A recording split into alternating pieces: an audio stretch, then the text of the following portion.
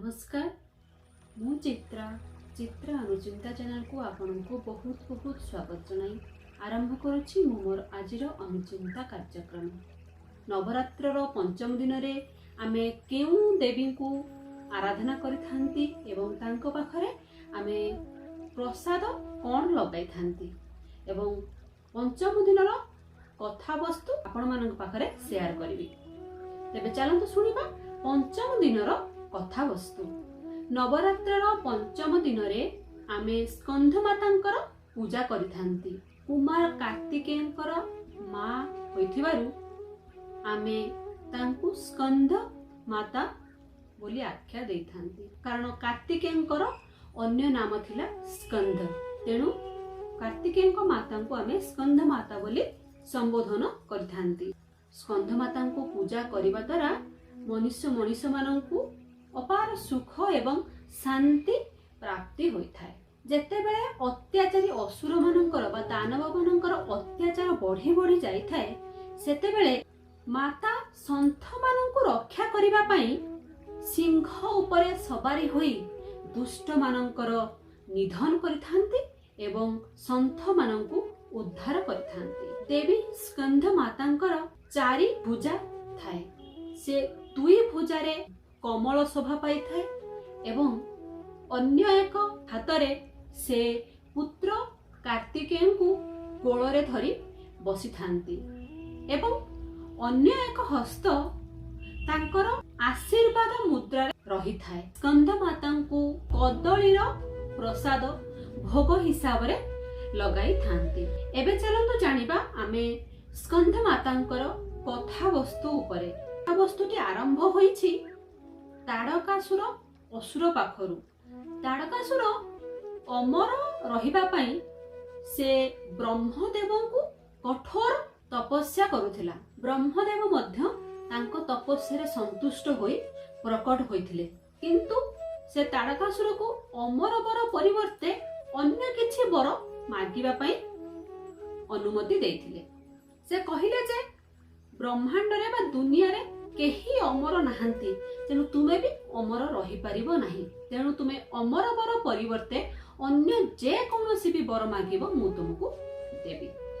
ताड़कासुर बहुत चतुर थिला, तेणु से ब्रह्मांकर वरदानर सद उपयोग करिबाकू चिंता कला। से तत्क्षणात कहिला जे मु महादेवंकर पुत्रंक हातरे मरिबाकू चाहूछि, एही वरदान आपण मते दियंतु। तेणु ब्रह्मदेव मध्य किछि न बुझी न सुझी तुरंत तांकू आशीर्वाद देई देथिले। कारण ताड़कासुर जानिथिला जे माता सतींकर देह त्याग परे महादेव जोग निद्रा रे लीन होई जाइछंती। तेणु तांको पक्षे पुत्र संतान उत्पन्न होबा असंभव होइथिला। तेणु से एही प्रकार वर मागिथिले। से जानि नथिले जे आदि शक्ति मां पार्वतीଙ୍କ रूपरे पूर्वरु जन्म ग्रहण करि सारिछंती एवं से पुनर्बार महादेवଙ୍କୁ पति रूपरे पाइबा पई घोर तपस्या रे लीन अछंती। ब्रह्माଙ୍କ पाखरु जेतेबेले ताड़कासुर वर पाई सारिला, से सेतेबेले निजको बहुत शक्तिशाली एवं से भाबिला मु पूरा अमर होई गली। तेणु से सबु प्रकार लोकन को कष्ट देबारे चलिला। देवता माननको मध्य देवलोकरु विताड़ित करि देथिला। मनुष्य मानक ऊपर मध्य विभिन्न प्रकार अत्याचार से आरंभ करि देथिला। सेपटे देवगण ताड़कासुर रे एपरी उत्पात देखि भयभीत हो जाइथिले एवं महादेव को तांको जोग निद्रारु उठेबा पई से कामदेवଙ୍କୁ तांको पाखको पठाइथिले।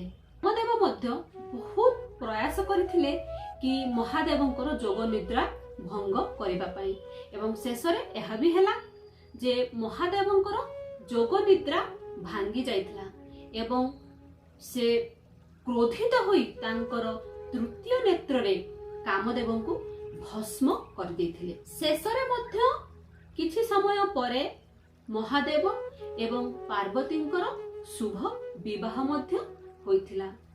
एही दुई जनकर तेजरु कुमार कार्तिकेयंकर जन्म घटिथिला। कार्तिकेयंकर अन्य नाम थिला स्कंद, तेणु तांकरी माता होइथिबारु पार्वतींकर अन्य नाम होइथिला स्कंद माता।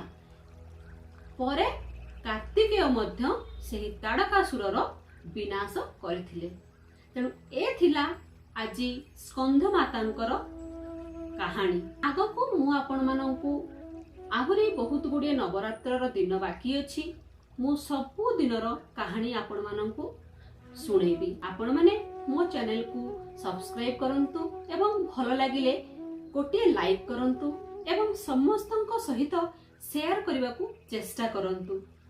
आपण मानकर गोटे लाइक एवं शेयर मते आगको बढ़िबा पई बहुत प्रोत्साहन करिवो। तेणु आज पई रखुछि।